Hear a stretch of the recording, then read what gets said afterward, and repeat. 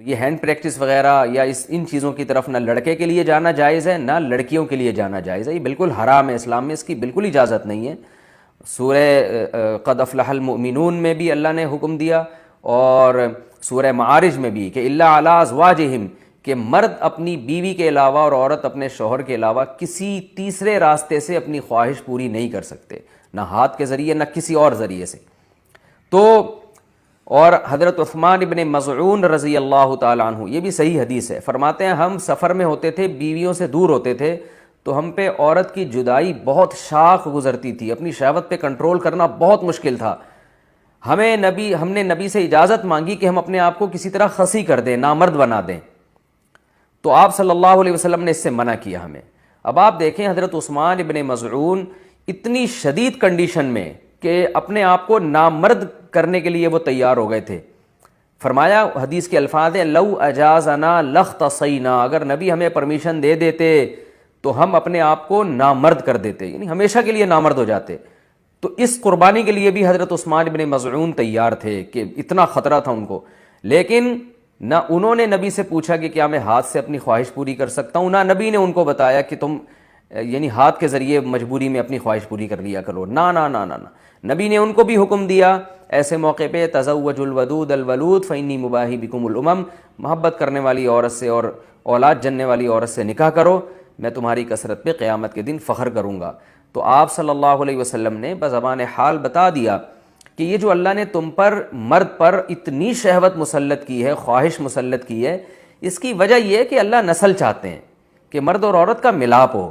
تو مرد اور عورت کو ایک دوسرے سے دور رہنے کے لیے پیدا نہیں کیا ہے، ملاپ کے لیے پیدا کیا ہے۔ تو اس لیے ملاپ کی ایک ناجائز قسم ہے، ایک جائز ہے۔ ناجائز ہے گرل فرینڈ بوائے فرینڈ، یہ حرام ہے۔ ولا متخذاتی اخدان، ولا متخذی اخدان قرآن کے الفاظ ہیں، کسی لڑکی سے تمہیں دوستی کی اجازت نہیں ہے۔ اور جائز طریقہ کیا ہے جو سورہ مومنون میں اور سورہ معارج میں اللہ نے بیان کیا، الا علی ازواجہم، کہ اپنی بیوی بنا کے اپنی خواہش اس سے پوری کرو، فإنہم غیر ملومین، اور اللہ نے فرمایا یہ لوگ قابل ملامت نہیں ہیں۔ اگر نکاح کے ذریعے آپ خواہش پوری کرو گے تو آپ کو دنیا تو ملامت کرے گی، لیکن اللہ کی نظر میں آپ کو سرٹیفکیٹ مل گیا کہ آپ قابل ملامت نہیں ہیں۔ یہی وجہ ہے کہ علماء نے لکھا ہے کہ جو بیوی کے ذریعے بھی اپنی خواہش پوری کرے نکاح کر کے، اسے ملامت کرنا، اسے طعنہ دینا، اس پہ کفر کا خطرہ ہے، کیونکہ اللہ نے اس کو سرٹیفکیٹ دے دیا ہے کہ بھئی یہ قابل ملامت نہیں ہے۔ تو اپنی جانوں پہ ہم سب کو رحم کرنا چاہیے۔ زنا معاشرے میں بہت تیزی سے پھیل رہا ہے، کو ایجوکیشن سسٹم نے تو ہمارے فیملی سسٹم کو تباہ و برباد کر دیا ہے۔ تو اللہ میاں نے جو اجازت دی ہے الا علی ازواجہم او ما ملکت ایمانہم، اور کیا فرمایا فمن ابتغى وراء ذلک، جو نکاح کے علاوہ، اللہ نے ذالک جو ہے نا اس میں اشارہ ہے، ہاتھ سے اشارے کے وقت یہ ذالک کا لفظ استعمال کیا جاتا ہے، گویا اللہ نکاح کی طرف نا، بیوی کی طرف اشارہ کر کے کہہ رہے ہیں کہ اس کے علاوہ کوئی اور راستہ اگر تم نے اختیار کیا۔ یہ کیوں گویا ہاتھ سے اشارہ کیوں؟ پتہ چل جائے بس یہی حلال ہے، ہینڈ پریکٹس حلال نہیں ہے تمہارے لیے، اسی طرح کسی اور راستے سے اپنی خواہش پوری کرنا حلال نہیں ہے تمہارے لیے۔ تو اس لیے اللہ نے بتایا صرف یہ بیوی ہے، صرف یہ ہے، اس کے علاوہ کوئی بھی راستہ اختیار کرو گے فاولئک هم العادون، یہ لوگ اللہ کی حدود کو توڑنے والے ہیں۔